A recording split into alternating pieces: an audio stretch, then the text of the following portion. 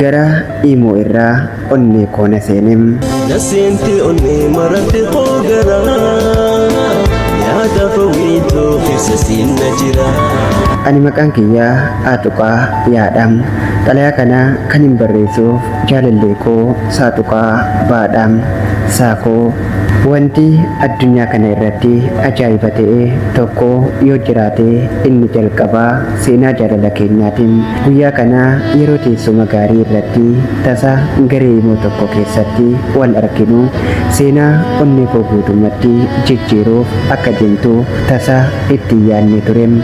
Garee sana keessatti ergaa wal dubbisuu keessaa akkaataan itti yaada kee ibsituu fi harca'iinsi yaada keetii onnee kootti mi'aawaa dhufem. Ittuma fufinsaan garee sana irraa gara keessaatiin miseejiin wal dubbisuu yeroo eegallu tokko tokkoon ergaan anaaf ati ergitu qabbanaawaa onnee koo ta'ee jaalalli akkuma ilillii birraa suutuma suutaan keessa kootti biqiluu jalqabem.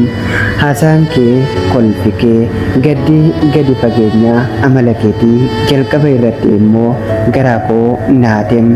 Dhuma irratti gara onnee koo guutummaatti mo'atem. Guyyaa sanaa kaasee guyyaa kee malee ooluun jalqaba na dhibem. Halkanis soorataa abjuu koo keessatti si argu malee hirribni natti ulfaatem. Eeyyen jalqabni keenya tasa turem. Garuu har'a miira keessa koo jiru kun tasa mitim. Jaalalli gadi fageenyaan onnee koo keessatti leellisee gurraacheedha. Kanaafuu miira onnee koo keessatti itti fufe kana bifa mi'aawaa ta'een sitti ibsuu fi seenaa jaalala keenyaa caalatti bareechuun barbaadam. Fuullee fuulatti wal ilaalaa qilleensarraan haasawa mi'aawaa jaalalaa walitti afeeraa sa'aatii muraasa waliin dabarsuuf sagantaa adda ta'e tokko irratti si afeeruun barbaadam. Mee guyyaa fi sa'aatii siif mijatu naaf murteessim. Anis boqonnaa jaalalaa sana mi'eessuuf qophaa'aadha. Ana jaalallee kee Aaxuqaayaa, jaalallee koo Saaxuqaa Baadhaafin sin jaalladha.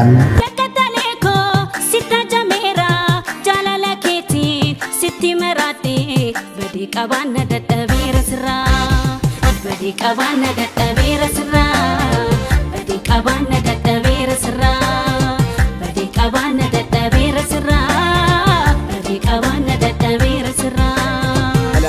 Jaalala